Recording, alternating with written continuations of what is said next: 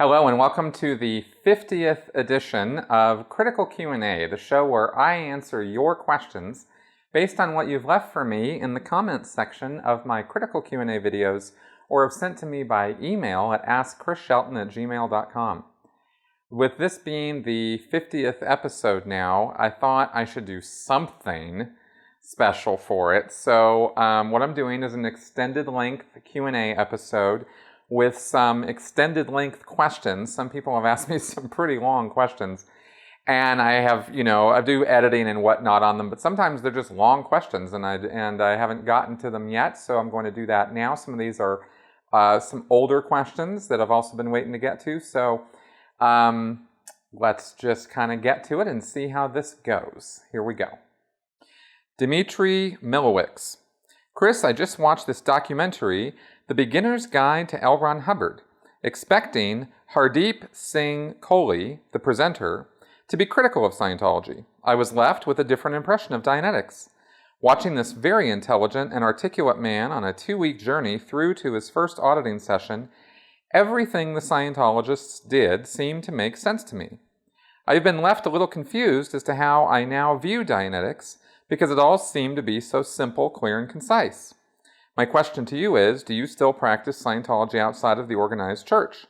Are you critical of the tech of Scientology in general, or the organization as headed by David Miscavage? It has disturbed me a little because I have been so critical of Scientology up to now, but now have a new openness to the fundamentals behind Scientology. The mind control you speak so critically of, is that referring to the Church of Scientology or L. Ron Hubbard's teachings in part or as a whole? And 1 through 8. So there's a Reformed Church of Scientology, right? Have you done any videos on former Miscavage Scientologists who are now practicing a Reformed type of Scientology? I've always questioned whether the dark side of Hubbard can be removed from the religion and leave a new type of healthy Scientology. Are Reformed Scientologists brainwashed? All right, well, I'm not going to use labels like brainwashed or indoctrinated or, whatever, some derogatory term for people who come out of Scientology and are still practicing it in some form or another outside of the church. That's called independent Scientology, not Reformed Scientology. I've never heard of anybody formally call it Reformed Scientology, so let's clear that up. And as far as independent Scientologists go, everybody has a right to do whatever they want to with their lives. My opinion, since I'm being asked about this, is that it is an utter and complete waste of time. But people are free to do whatever they want to, just as they're free to go engage in homeopathy or crystal healing or sticking magnets over their bodies or something in order to balance out their, magnetic waves or this sort of thing. All of it is just woo. It's pseudoscientific nonsense. And I don't put any stock in any of that because it hasn't, from everything I've ever seen, it doesn't have any proof of being any more efficacious or beneficial to somebody than a placebo or sugar pills and that sort of thing. And that applies, as far as I'm concerned, to independent Scientology, right? Scientology techniques and practices have mental manipulation and, I guess you could say, mind control techniques built into them. There are psychologically and emotionally damaging things that go on when you practice intensive Scientology. Doing some of the training routines or the communication drills or even some of the auditing procedures for short periods of time, is really no big. And that's not going to damage you permanently or something like that. You want to go have a Dianetics session or, do some regression therapy with Dianetics or some light hypnosis or something with it. Go right ahead. I mean, who am I to stop you, right? But don't pretend that you're on the road to a new state of spiritual and mental awareness and ability, because you're not. Those things don't exist. There are no real operating thetans. There is no clear, as Hubbard describes it in Dianetics, the Modern Science of Mental Health, or in any other issue he wrote later on. This idea of a being who no longer has his own reactive mind. What is that even supposed to mean? It's wholly subjective, right? And up to the individual to decide whether he's achieved that state or not. And as far as that state is described in Dianetics, there's much more formal, abilities and signs that a person has achieved to this state of clear. For example, eidetic recall, right? In full 3 dimensions, everything that's ever happened to the person. I haven't met one person that achieved that. Or, free from all psychosomatic illnesses. In other words, they don't get sick, ever. Yeah, okay, I have yet to meet a person who has achieved that, right? So this idea, and there's a whole list of these things. So I say all that because I want to make it clear that if you're doing Scientology outside of the church and you expect to achieve those results, you're never going to. If you're doing Scientology or anything, or Scientology outside of the Church of Scientology because you want to feel better, well, that's easy. There's lots of things that do that. And that is pretty much what I've seen people doing with independent Scientology, is they use it to feel better, and they cherry pick. They pick and choose the parts of Scientology that they want and don't want. And so they tend to reject the more authoritarian and organizational aspects of it, right? Like the heavy ethics and, that sort of thing. Or they'll use it in a lighter, fluffier way, like security checking. It feels good. Or confessionals, right? Security checks is when somebody puts you on the e-meter and asks you questions and you confess your sins. And, there is a certain degree of good feeling that comes from, taking responsibility for bad things that you've done and confessing those and feeling like you got something off your chest finally, that you weren't willing to tell anybody. Sure, of course that feels great, but don't pretend that you're going to be, able to pop out of your body as a spiritual being anytime you want as a result of doing that, because that's just not very realistic. When you get organized Scientology going, and let's go to this documentary and this original question from Dimitri here.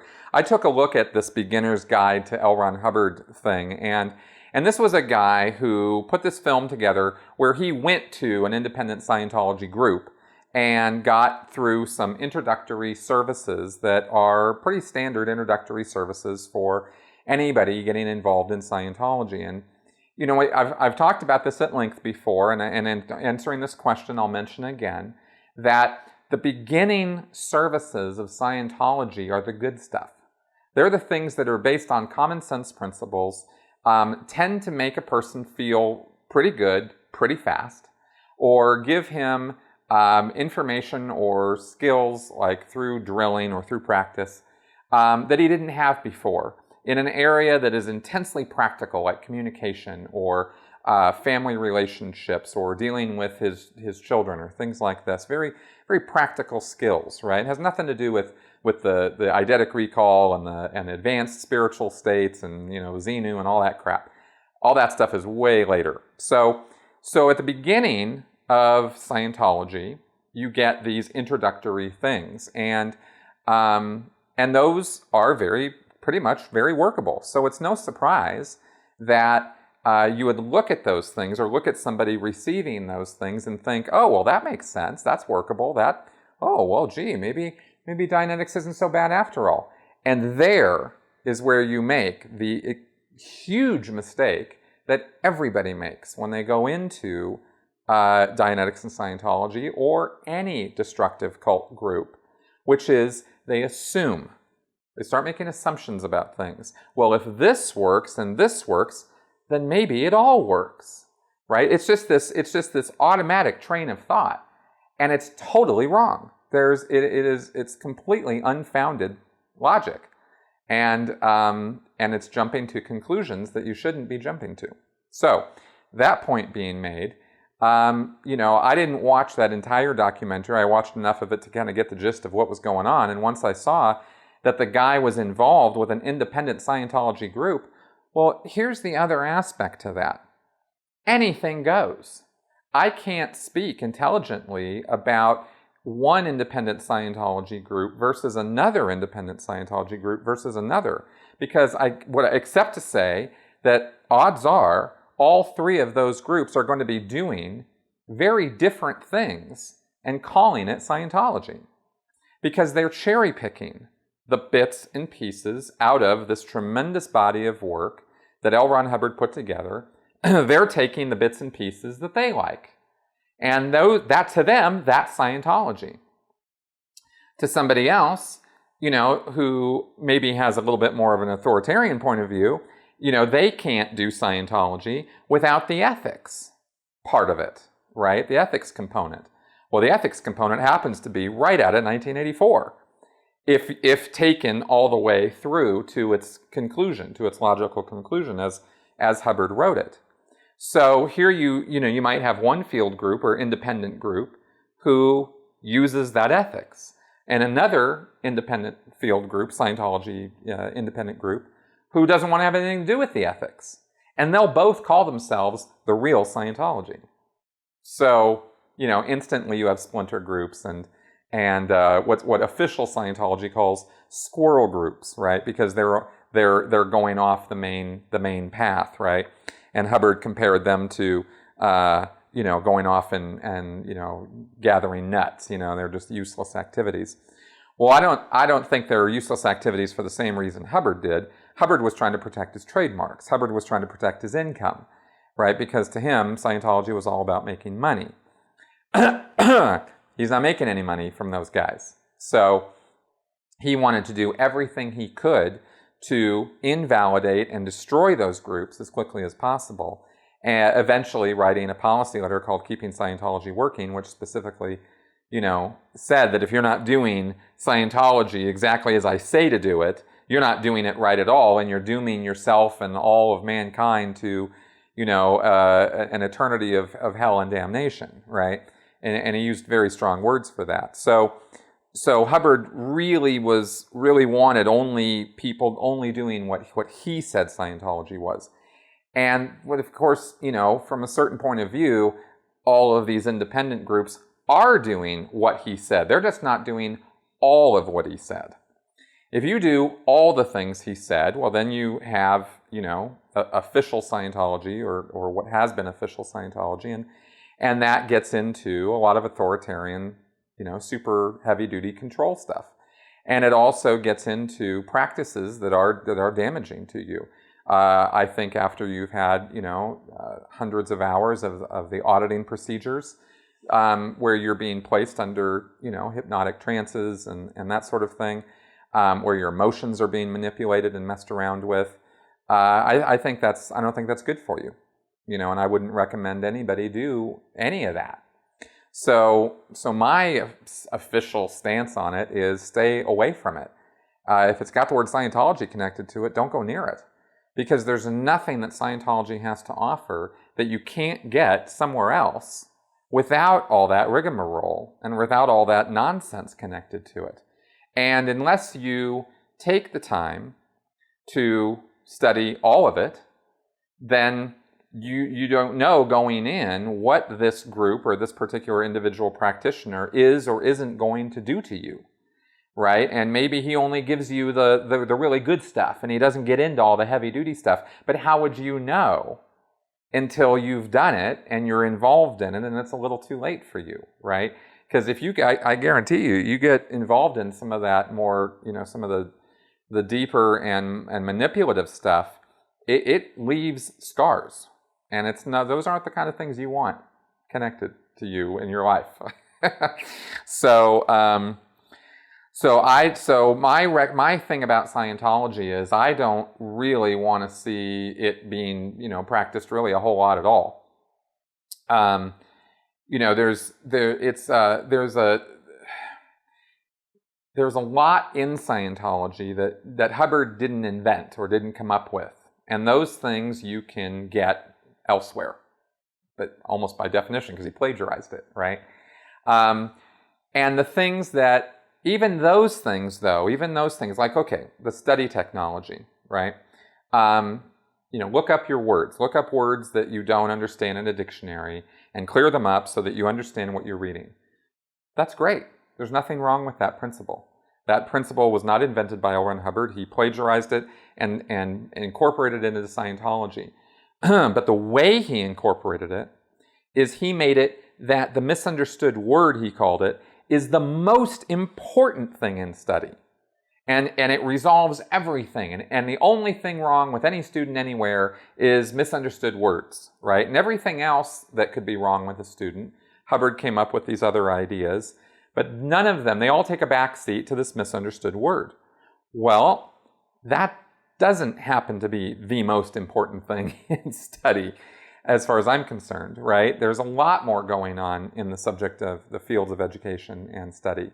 And there are no one-size-fits-all solutions for everybody when it comes to teaching things to people, because people learn differently. So anyway, that's an example where you take this principle that sounds good and actually is good, and then Scientology and Hubbard add their little twist to it, and so then it gets a bit destructive. It gets a bit not helpful, and Hubbard managed to do that with just about everything he touched that is part of the Scientology technology. You take these decent principles like, the communication stuff, or the ARC triangle, the affinity reality communication triangle, and then he takes this decent principle which has some workability, and sometimes it works and sometimes it doesn't, and he puts it up on this pedestal where, oh, it's this thing that you must practically worship because it must work all the time, everywhere. And none of the principles of Scientology work 100% of the time, everywhere, with everybody, right? So these extreme things, that's one of the biggest problems with Scientology as a philosophy. So that's why I think that staying away from it, you avoid those pitfalls, those landmines that Hubbard laid all throughout the subject matter, because they're everywhere. They are all through the technology. And also, you save yourself from having to read L. Ron Hubbard, because, man, that guy, his writing leaves a lot to be desired. It's very twisty and very tricky. It's very tricky. And it will get you thinking in directions that you wouldn't normally want to see yourself thinking. So, that all being said, I think that's my answer to that question, those questions. Annie A., thank you so much for your videos. I have a question about Scientology buzzwords and how they are used as a PR strategy, especially by celebrities in Scientology. The first is the word bigot. When John Sweeney was investigating Scientology, Tommy Davis kept calling him a bigot over and over again. He sounded like a broken record.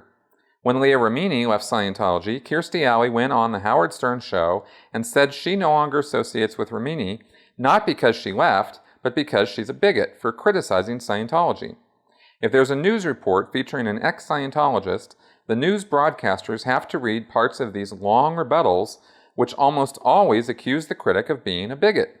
It's as if they intentionally say this word over and over again to suggest that any person who looks at Scientology critically or questions its intentions is actually a bigot. And decent people should despise bigots, right? The other buzzword is religion. When I think about it, most people don't usually refer to their faith, whatever it may be, as their religion. They might say my faith or my belief system, but not necessarily my religion. Yet, Tom Cruise always speaks of Scientology by saying, my religion.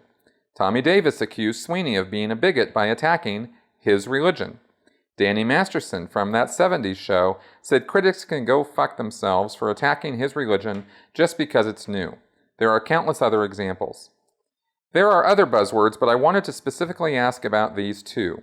I guess I'm just wondering if the constant use of these words as a defense mechanism is some sort of tactic or PR strategy for getting the public, especially those who don't really know or care much about Scientology, to assume that anyone who comments negatively about the Church of Scientology is a bigot who also hates religion. If you have any insight, I'd love to hear it. Thanks. Yeah, Annie, that's exactly what's going on. Scientology is far from the only group that uses PR buzzwords. You hear it out of politicians' mouths all the time. And here you've nailed two places where Scientology uses these buzzwords very heavily, right? They are very definitely trying to morph and mold public opinion about critics of Scientology by definitely, positively, and repeatedly positioning them as bigots. And bigots are bad. I don't think there is anybody who would say, yes, I want to be a bigot, or yes, bigotry is a good thing. It is universally reviled and hated, which is why Scientology uses the word, right? Then you have religion, right? Scientology is desperate to hold on to their religious status. They must continually remind people and place in their minds the idea that Scientology is a religion. Now, I don't happen to think that Scientology is a religion. I happen to think it's a money-making scam.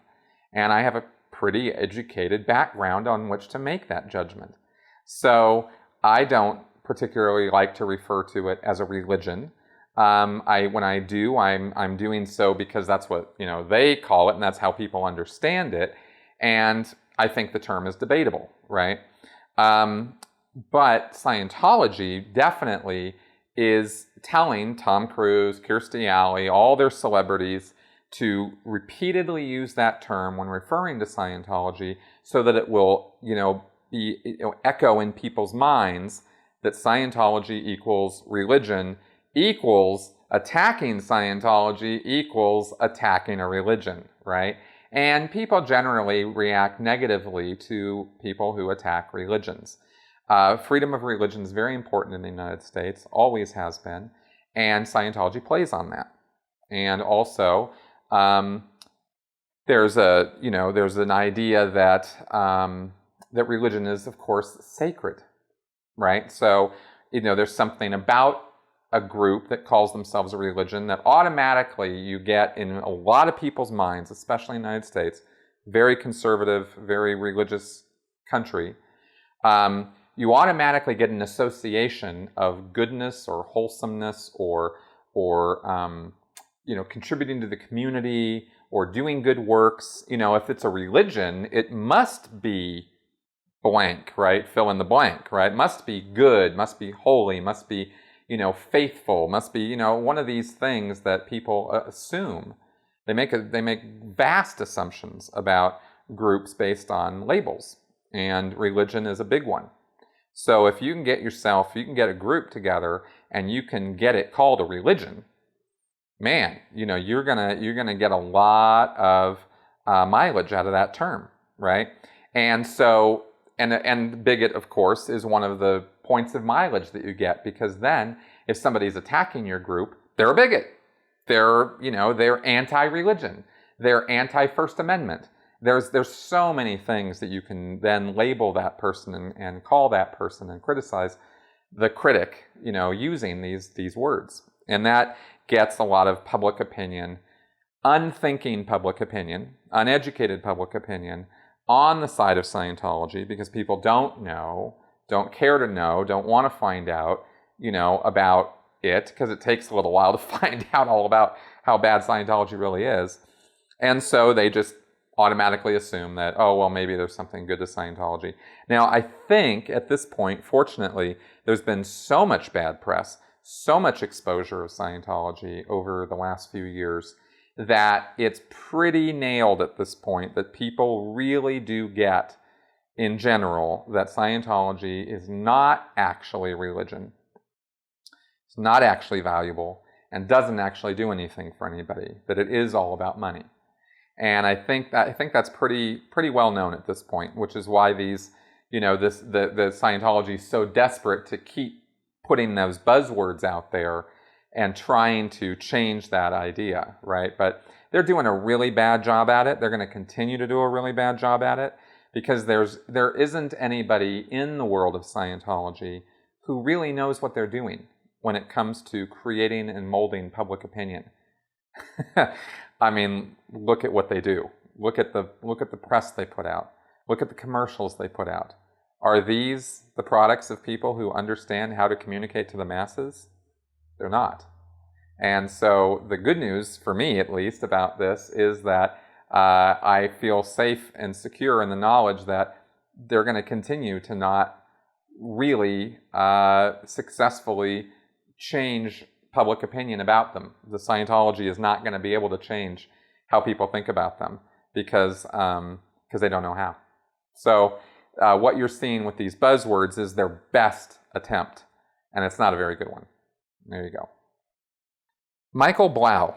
Chris, do you see that you are embarking on the daunting task of reversing the predominant trend of human culture?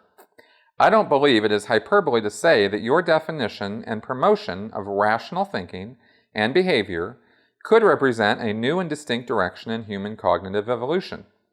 Your work arguably occupies a space equivalent to that of religion and the group instinct that you mentioned in the latest blog. I've often thought that mankind, early on, headed off into some directions in response to the pressures of survival.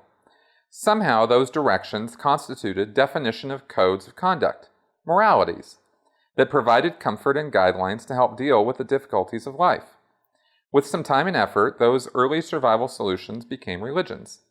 Some opportunists saw the power of such a process and formalized their belief systems into the control mechanisms that became organized religion. It didn't have to happen that way, but it did. This defined the character of subsequent human cultures. You are demonstrating an alternative. Reason, rational thinking, and understanding of what is a belief system would have served mankind much better and saved millennia of abuses. Better late than never, I guess.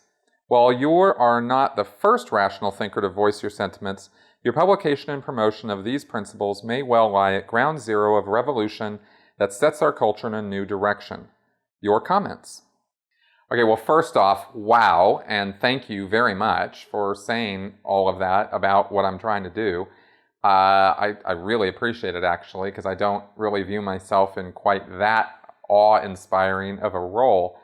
But I would certainly like to get there.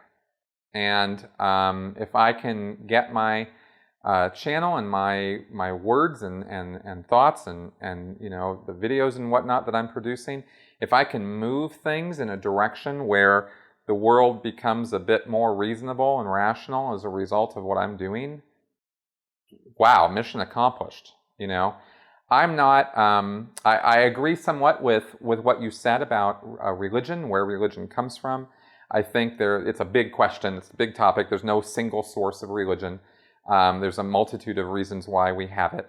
And I don't think that it's an outmoded concept, particularly in modern times, but I think it's moving in that direction as we learn more about the physical universe and ourselves and our relationship with the universe and all of that. But we got a long way to go before we're going to be past our primitive urges and needs for, you know, an almost instinctive need for spiritual beliefs, right? Because the vast majority of people do have that. You can rail against it and not agree with it and that sort of thing, but it's kind of there, you know. And we got a lot of work to do before we're going to be rational creatures enough to overcome those urges that we have, because they're strong, you know. And a lot of, you know, and some people need that for their morality and for rules and guidelines for their life and that sort of thing. You know, but I would very much like to do whatever I can to get to popularize reason and rational thought and critical thinking. I think this is a point that we're going to either, we're either going to survive or we're going to die on this. We're either going to evolve past these primitive, destructive impulses and violent impulses that we have as a species, or we're not. It's a real binary sort of thing. It's we're either going to do it, and we're gonna get past this very violent type of civilization that we have, and move past that, and really get to a place where we can live and work together with tolerance and understanding for each other. And we're either going to get there or we're going to kill each other. And then we're going to go the path of the dinosaurs. We're just going to be another blot on the Earth's memory. And then something else will evolve and they'll go for it. You know, nature will go for it again. And that's about how much importance we have right now. We have a potential as a species of near infinite expansion and capability into this whole universe, I think. This is why I love Star Trek. This is why I love the ideas of science fiction writers and great thinkers and humanitarians, is because they tell us and show us what our potential is. And it's big, it's huge, you know. But the news and the media show us the reality of, are we meeting those potentials or not? You know, not all news, of course, but I mean, you get the contrast I'm making. And I really hope that we can overcome our violent urges and our violent tendencies, It's almost instinctive with us that if somebody disagrees with us, we want to hit them, we want to hurt them, we want to beat them into submission. And we've got to get past that, we really do.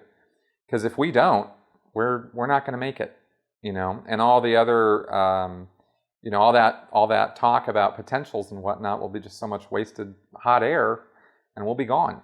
So I think critical thinking and reason and learning about skepticism and learning how to have a skeptical attitude about things, I think those all help move us in that direction of tolerance and compassion and understanding and respect. Those are really important words, and they represent attitudes and ideas that we all need to have. So everything I'm doing is trying to move that ball down the road, and I hope that I can continue to do this and make a difference out there to as many people as I can possibly reach. That's in the end, everything that I'm doing is in that direction. And all the Scientology stuff that I talk about is really just a beginning to getting on a much broader road that I want to be on, and so I hope that I'm moving in that direction. Steve O'Donnell: how did the release of the film Battlefield Earth play in the church when you were in? Did you know about it, and were you encouraged to see it? Also, when it bombed critically and commercially, how did the church spin the production's failure? Okay, so when Battlefield Earth came out, every Sea Org member, every person who was in the Sea Organization in Los Angeles was given money and time off all weekend long during opening weekend to go see that movie over and over and over again. And I mean all of us. I saw Battlefield Earth that weekend 5 or 6 times. In the theater, right? We were trying to obviously push the sales. We were trying to make it a hit movie. Failed utterly to do so, obviously. It bombed, and it bombed hard. In fact, I think mostly the people who ended up seeing it and spending money on it were us. Because it certainly wasn't the rest of the paying movie public, man. That movie was awful. Oh. And I hated it when I was in. I hated it when I went and saw it. And I was reluctant to overtly say how bad it was. I just sort of, we all just kind of looked at each other and sort of, oof, And I being a more honest, chap, I actually went and saw Battlefield Earth that many times. I didn't skip out and buy a ticket to it and then go see another movie. I really wish I had. But I kept actually being in fear that I would get caught, doing something like that.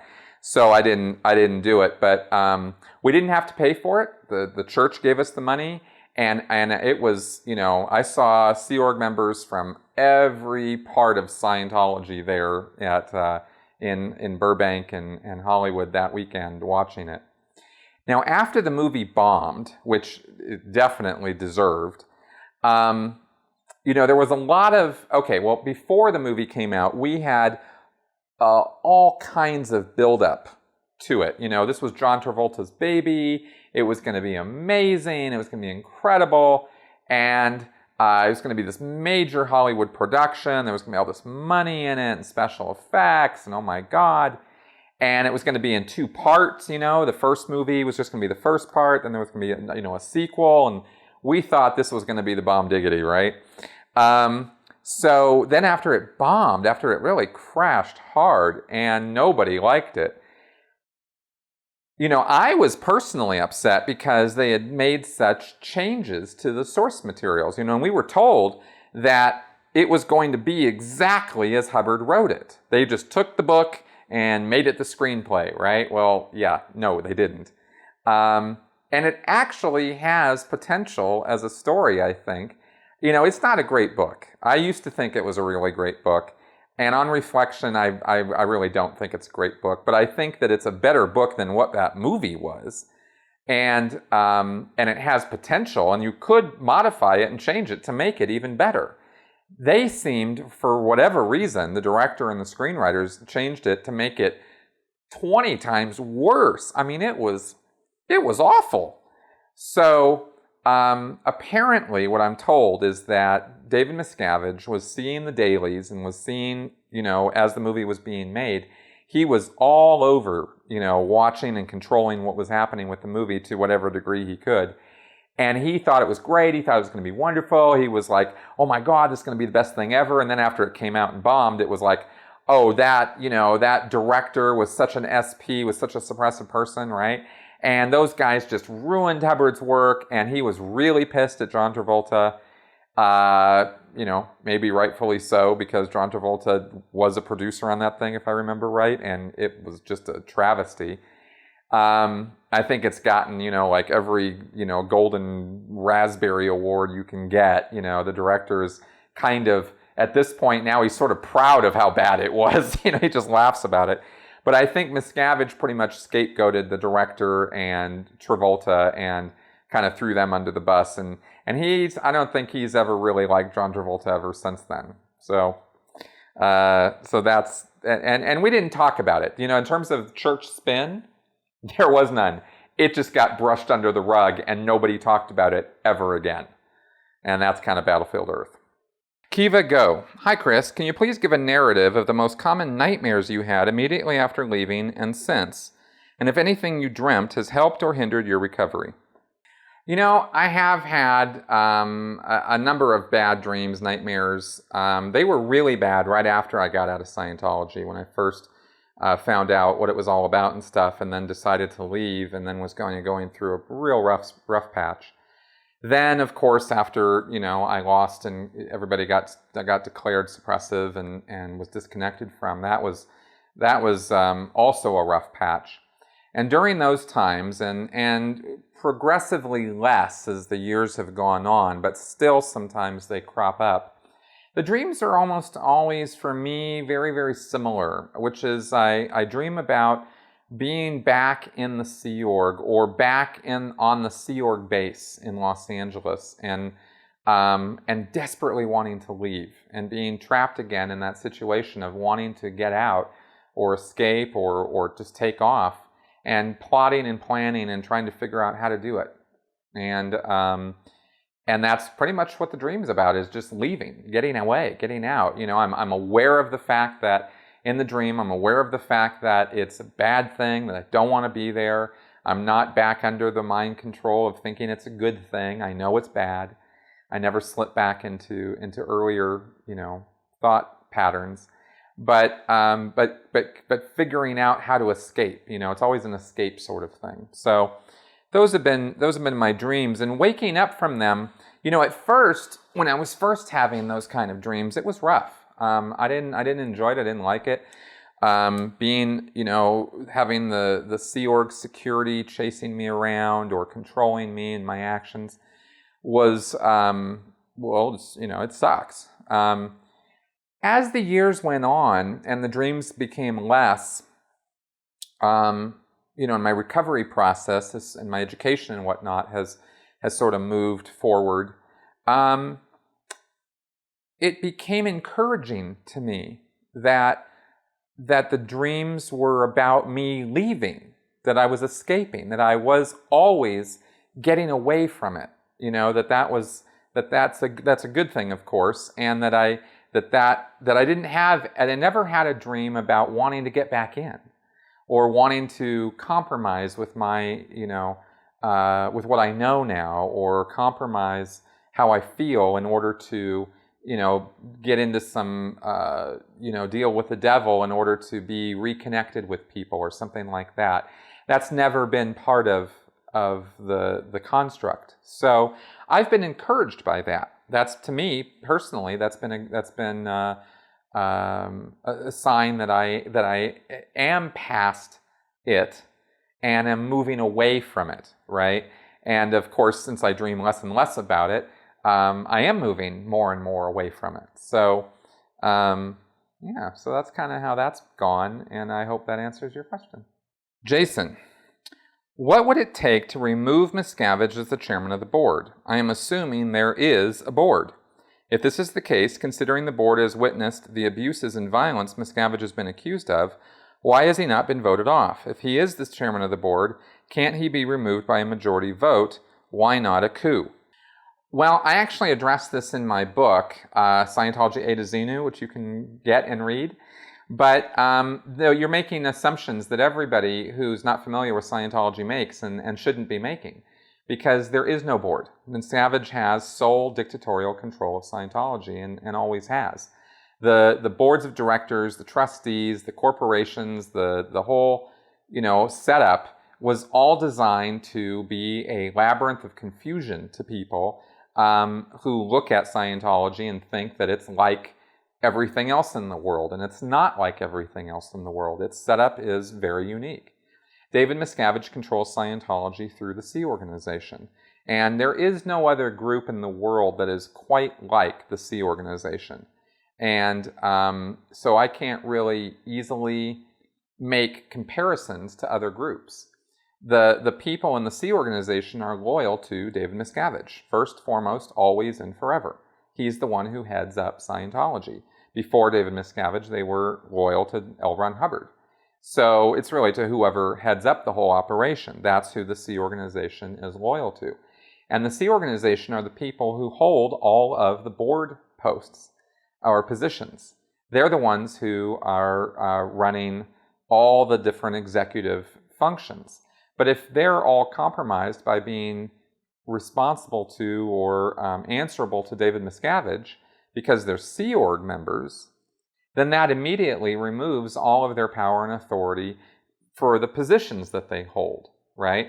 And because they're Sea Organization members, they can be sent to the RPF, the Rehabilitation Project Force, which is the Sea Org's prison system. They can be sent to that just like that. All David Miscavige has to do is say, RPF. They're gone. That's it. Like right then, that person disappears. And he doesn't reappear for years.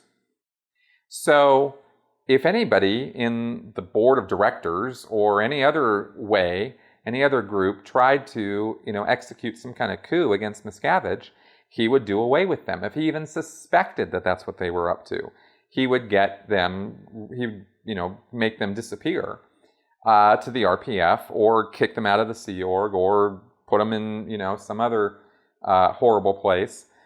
So that they wouldn't be able to do that. And that's how David Miscavige has stayed in power for the last 3, plus decades. So that's how things really work in Scientology and in the Sea Organization. And all this stuff about boards and corporations and structures and all that stuff, that's all just smoke and mirrors. And that's that. All right, we got some flash answers. Larry Marvin, how many hours per week are staff working? Since you'd have to have a real job to pay the bills, you must not have time for anything. Right. Staff work about 40 hours a week, minimum, right? And we're talking about at the local church level, the Class 5 orgs, where you have, very no to low income, and you have to have another job in order to support yourself, right?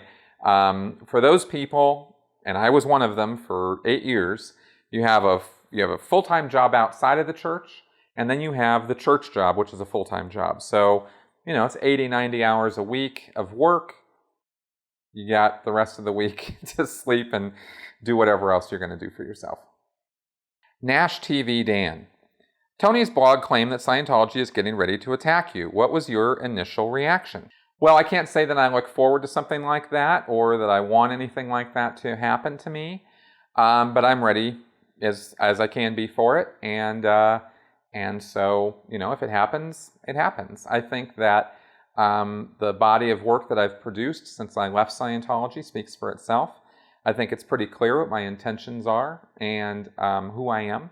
I've been about as open as I know how to be with everybody through the course of my work and my writing. And so you guys know who I am and what I'm about. So anything the church wants to put out there about me or say or denigrate me or whatever, go ahead. But I think I'm pretty real and pretty honest and pretty open. Niv Tom. What do the terms black Dianetics and reverse auditing mean? Basically, those terms were used by Hubbard to describe using Dianetics or Scientology harmfully on purpose. Now, Dianetics and Scientology were put together in such a way that people believe that they're only to be used to help people. And Hubbard disguised the true nature of auditing because it's hypnotic and that sort of thing. So he said that you could use the procedures in such a way as to cause people harm, and you could do that on purpose. And that was called black Dianetics or reverse auditing. And that's basically what those terms mean. Katie lied. This might be a completely ludicrous question, but I do not know the answer. If the Scientologist goal is to clear the planet of body thetans, why does it matter whether they are doing it with the official approval of the Church of Scientology or doing it as an independent? Once the BT is talked into leaving the body, isn't that just one less BT that everyone on Earth needs to worry about? I realize that financially, a branch of Scientology makes less money if another branch is removing BTs more cheaply, but in the grand scheme of things, doesn't this decrease the N theta population for everyone? Why can't they all work together? Well, because the basic assumption of your question is incorrect. Scientology doesn't exist to get rid of all the BTs in the world and make the world a better place. Scientology exists to make money. And when you look at everything that Scientology is doing in those terms, it all makes sense. When you look at Scientology in any other term, like that they're trying to help people or free the world or make the world a better place or bring Scientology to the world at large or anything else like that, then what they do doesn't make any sense at all. And it wouldn't make any sense because that's not the goal or purpose that Scientology has, and it never has had. And that's really about as simple an answer as I can give you. Okay, well, those were some extended answers and questions for you for this episode. Thank you very much for coming around. I hope you enjoyed those, and I hope that I gave you some value and some education here on some of these points this week. Thank you very much for watching, and I'll see you guys next week.